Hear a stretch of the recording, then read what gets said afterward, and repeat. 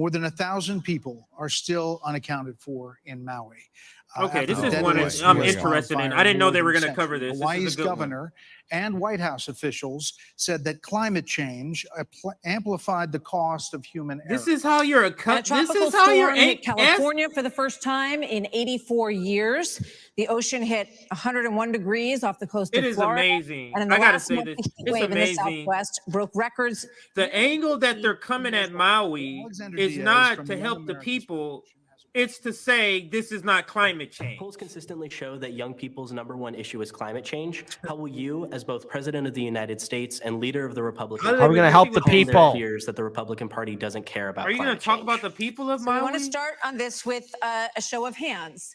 Do you believe in human behavior is causing climate change? Raise your hand. No conversation about the people of Maui. Great call, CJ. Yeah, I'm happy to stay skipping over that shit. So do you want to raise your hand or not?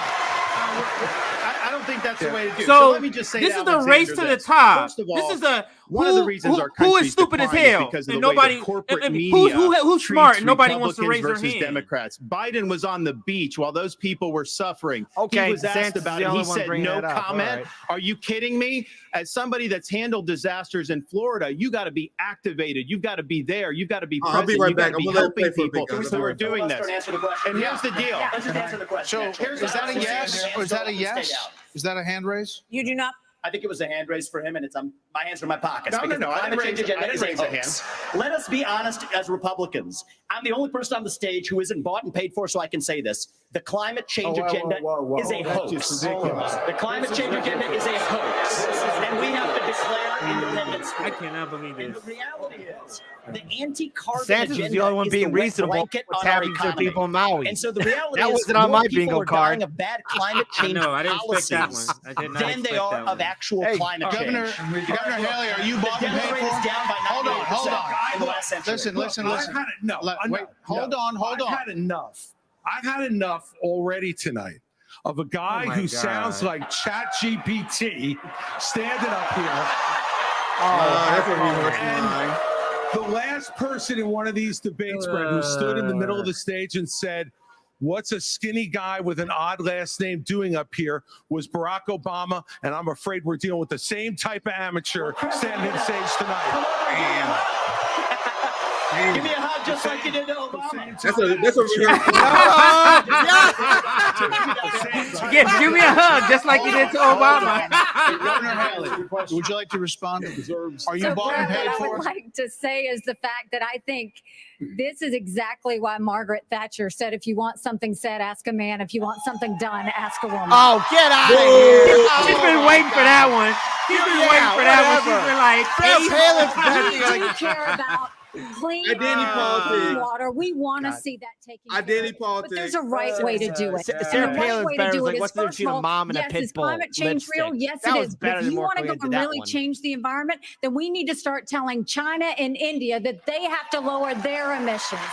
What? How about the military and industrial these green complex? subsidies that Biden has put in, all he's done is help China because he doesn't understand all these electric vehicles. So by the way, China, I covered this before. China lowered their emissions record levels in the last 10 years, way more than Western countries, by the way. I covered that in detail in before. China's pocket, and Biden did that. So first of all, I think we need to acknowledge the truth, which is these subsidies are not working. We also need to take on the international world and say, okay, India and China, you've got to stop polluting, and that's when we'll start to deal with Senator it. Scott, You got to stop polluting. If we want the environment to be better, and we all do, the best thing to do is to bring our jobs home from China. If we create 10 million new jobs in my Made in America plan, we will have a better economy and a better environment. Let me tell you why I say that, Brett. America has cut. Bell rang. One other thing here, too. Can you lower it real quick? I just want to point out. America has cut our carbon footprint in half in the last 25 years. The places where they are continuing to increase, Africa, 950 million people. You're a damn India, lie. over 1 billion. Understand the China, stat bullshit. excludes what the military is doing. Disrespect. Everything, all their numbers exclude Devastating what our the own military economy. is doing. Let's Real bring quick here, our again, the jobs- original question was about So what was happening with people of Maui. Different No, topics to the get only to. person was We do. We thank DeSantis you all. Thank you, who Senator even Scott. brought it up. So coming DeSantis was up the only one who next, answered the candidates question will weigh or was about to in answer the question on about what do could be a something for the people. defining issue. So yeah, they feel it right now. So I had to fact check that because you guys know when you look at the top 5 industries, they're responsible for 71% of the emissions. The top 1% is responsible for all the carbon emissions and all the pollution. When you look at private jets, when you look at the military industrial complex. So this is what the capitalists do. They blame and they punch down. That is factually inaccurate. The climate crisis is the crisis of the top 1%. You guys understand? And you cannot solve the climate crisis without class war. That's why I told you guys the working class shouldn't make any sacrifices until we bring the top 1% to heel. I'm gonna see if I can get a number. I'll report on this quite a bit. Top 1%. Again, just what wasn't on my bingo card. I think when you walked out, Nick, was only DeSantis was talking about what happened to the people. Like we didn't really get a final answer because then everyone started talking about climate change and everyone wanted to be the person like, I don't believe in it. I don't believe in it. But at least DeSantis had a response. And then what does Chris Christie do? Oh, look at Vivek up there.